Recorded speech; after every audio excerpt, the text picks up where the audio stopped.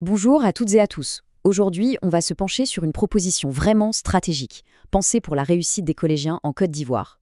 C'est plus qu'un simple plan, c'est une véritable vision pour aider chaque élève à surmonter ses difficultés et à construire son avenir. Allez, on explore ça ensemble. Cette phrase, elle résume tout, n'est-ce pas? Elle nous dit que pour que ça marche, il faut que tout le monde s'y mette.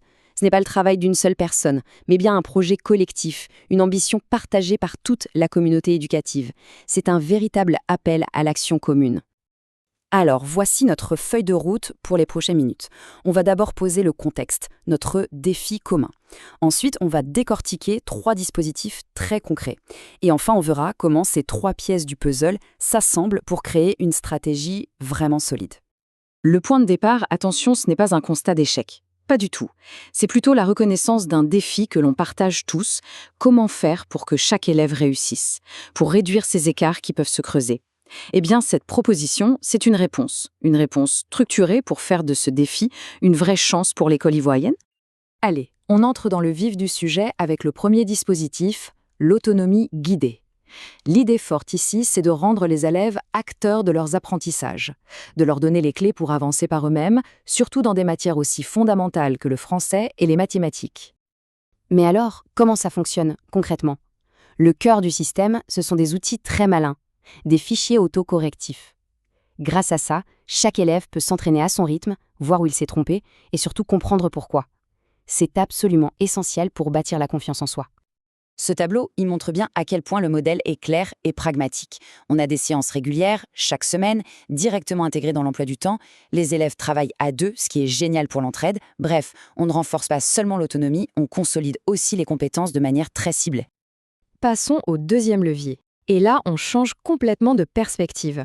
Plutôt que de réparer après coup, l'idée c'est d'anticiper les difficultés. Surtout dans des matières comme les sciences, où certains concepts peuvent sembler un peu abstraits. C'est une approche qu'on pourrait qualifier de préventive. L'objectif, ici, c'est de préparer le terrain, de s'assurer que les notions clés sont comprises avant même le début du cours magistral. En tout petit groupe, l'enseignant va déminer les points compliqués, comme ça on s'assure que tout le monde est sur la même ligne de départ et on évite ce qu'on appelle le décrochage cognitif. Ce tableau nous montre à quel point le dispositif est efficace et facile à mettre en place. 30 minutes, c'est court, ça s'intègre facilement. Les petits groupes, ça permet un vrai suivi personnalisé. Et le guide pour l'enseignant, c'est une solution clé en main qui peut être utilisée partout, même avec peu de matériel. Et voilà, la mécanique de la séance, c'est réglé comme du papier à musique. Chaque étape a un temps et un but précis. On commence par une petite histoire pour capter l'attention, puis on explore le concept de manière active et on termine par un ticket de sortie pour vérifier que tout est compris. C'est structuré, c'est dynamique et on peut mesurer l'impact immédiatement. On arrive au troisième et dernier dispositif qui vient magnifiquement compléter les deux autres. Ici, on va mobiliser une ressource incroyable qui est juste sous nos yeux, les élèves eux-mêmes. Le tutorat solidaire, c'est l'art de créer une véritable chaîne d'entraide dans l'établissement. Le principe est à la fois simple et d'une profondeur immense. Quand un élève prend le temps d'expliquer un concept à un camarade, non seulement il l'aide, mais il renforce aussi sa propre maîtrise du sujet. C'est gagnant-gagnant.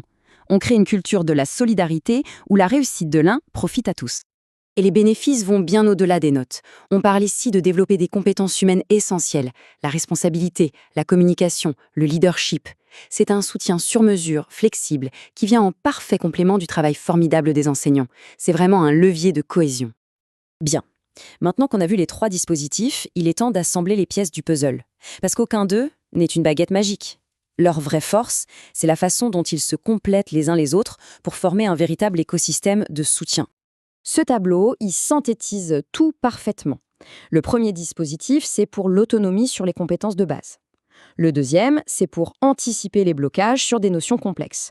Et le troisième, c'est le filet de sécurité humain, solidaire et flexible. On voit bien qu'on passe d'une logique de réparation à une vraie culture de la construction de la réussite. Cette proposition très complète est le fruit d'une longue réflexion menée au sein du think tank Haut d'École international. Notre engagement est de travailler main dans la main avec les acteurs locaux pour la réussite de chaque collégien ivoirien. Cette vision est portée par l'expertise solide du professeur Amévor Amouzoughlikpa et de Thierry Hugues. Leur travail consiste à proposer des solutions qui sont à la fois concrètes, adaptées au contexte de la Côte d'Ivoire et basées sur ce qui se fait de mieux à l'international. On termine sur cette question qui est en réalité une invitation. Une invitation à unir nos forces pour mettre en œuvre ces 3 leviers. Et pour construire, tous ensemble, un avenir où chaque élève a toutes les cartes en main pour réussir. Parce que la remédiation, c'est facile quand c'est vraiment l'affaire de tous.